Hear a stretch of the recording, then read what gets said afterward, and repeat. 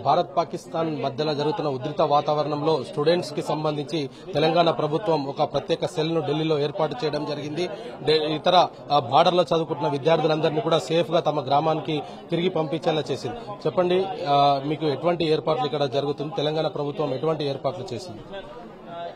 అన్ని మాకు accommodation, food అవన్నీ ఇచ్చారండి. నార్మల్ గా మాకు రూమ్ లేకుండే, మొత్తం రూమ్స్ అన్ని ఫుల్ ఉండే. సో ఇక్కడికి వచ్చామన్నమాట. ట్రాన్స్పోర్టేషన్ అవన్నీ కూడా ప్రొవైడ్ చేస్తా ఉన్నారండి. అక్కడ పరిస్థితి ఏ విధంగా ఉంది? బార్డర్ లో మీరు అక్కడ చదువుకుంటున్న సమయంలో ఎటువంటి ఇష్యూస్ ను గమనించడం జరిగింది? మీకు కాలేజీకి ఎందుకు హాలిడేస్ ఇచ్చారు? తర్వాత మీ ఎగ్జామ్స్ సిచ్యువేషన్స్ లో ఉన్న టైంలో హాలిడేస్ ఇవ్వడం వల్ల చదువు మీద ఎఫెక్ట్ పడే పరిస్థితి కూడా ఉంటుంది కదా? అంటే చదువు మీద పరిస్థితి అంటే పడుతుందండి. మేము అందరం థర్డ్ ఇయర్ ఇప్పుడు జాబ్స్ కి ఇవన్నీ వెళ్ళాలి కాబట్టి. ఇంకా అక్కడ సిచ్యువేషన్ అంటే అండి, ఇప్పుడు ఈ మిసైల్స్ పాకిస్తాన్ అయితే ఏదైతే వదిలిందో అవి కౌంటర్ అటాక్ చేయడానికి మిసైల్స్ అయితే వెళ్తున్నాయి కదండి, అవి చూసామండి మేము. కానీ రీసెంట్ గా మేము ట్రైన్ ఎక్కిన తర్వాత సిచ్యువేషన్ ఇంకా దారుణమైంది.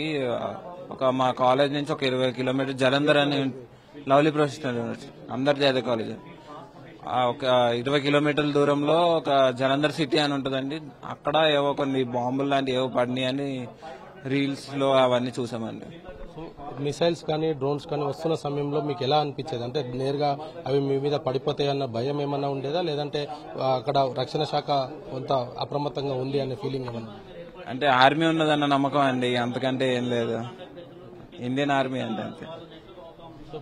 చెప్పండి, మీరు కూడా లవ్లీ ప్రొఫెసర్, థర్డ్ ఇయర్? నేను సెకండ్ ఇయర్ కరెంట్లీ. ఇప్పుడు ఎలా ఉంది అక్కడ సిచ్యువేషన్? ఏ విధంగా ఉంది అక్కడ కరెంట్లీ? మేము ఉన్నప్పటికీ సిచ్యువేషన్ నార్మల్ గానే ఉండే, కానీ యాజ్ సూన్ యాజ్ మేము అక్కడ నుంచి జరగంగానే సిచ్యువేషన్ చాలా తీవ్రంగా అయిపోయింది. మేము ఎలా అయినామంటే, లైక్ అక్కడ నుండి డ్రోన్స్ పాస్ అవుతున్నారంట, లైక్ బిల్డింగ్స్ నుండి ఇంకా మిసైల్స్ పాస్ అవుతున్నారంట, లైక్ ఇవన్నీ చూడడం జరిగింది. అంటే ఇక్కడ ఎటువంటి ఏర్పాట్లు చేశారు? ఇక్కడ నిజం చెప్పాలంటే నేను మా ఫ్రెండ్స్ కొంతమంది తమిళనాడు హౌస్ లో ఉన్నారు. నేను అక్కడికి వెళ్ళిన డైరెక్ట్. వాళ్ళు అక్కడ ఏమన్నారంటే తెలంగాణ హౌస్కి వెళ్ళామని. అక్కడ నేను 1 అవర్ ఉండేసి కొంచెం ఫ్రెష్ అప్ తినేసి ఇక్కడ వచ్చిన. ఇక్కడ రాగానే వీళ్ళకి ఇక్కడ అకామిడేషన్ ప్రూఫ్ ఏదైనా కావాలన్నారు. అది లేనందుకు నేను ఆల్మోస్ట్ వెళ్ళిపోతున్నా. ఒక రిపోర్టర్ ఉన్నారు, నన్ను రిపోర్టింగ్ తీసుకుంటే అప్పుడు నన్ను లోపల పంపించాను. అప్పటిదాకా నన్ను లోపల పంపించలేదు. నేను ఎయిర్పోర్ట్కి వెళ్ళి నీకు రెడీగా ఉండే. అప్పటిగా నా ఫ్లైట్ యాక్చువల్లీ రేపు ఉంది, అందుకోసం నేను ఒక స్టే కోసం వచ్చిన ఇక్కడికి. సో ఇది పరిస్థితి. విద్యార్థులు పంజాబ్ లో లవ్లీ ప్రొఫెషనల్ యూనివర్సిటీలో చదువుకుంటున్న సమయంలో కూడా మిసైల్స్ కానీ అదేవిధంగా డ్రోన్స్ శబ్దాన్ని స్వయంగా విన్నాము, కొంత భయం గుప్పిట్లోనే ఉన్నాము అంటూ కూడా చెప్తున్న పరిస్థితి అయితే కనపడుతుంది. వీడియో జర్నలిస్ట్ సంజయ్ తో గోపి, న్యూఢిల్లీ.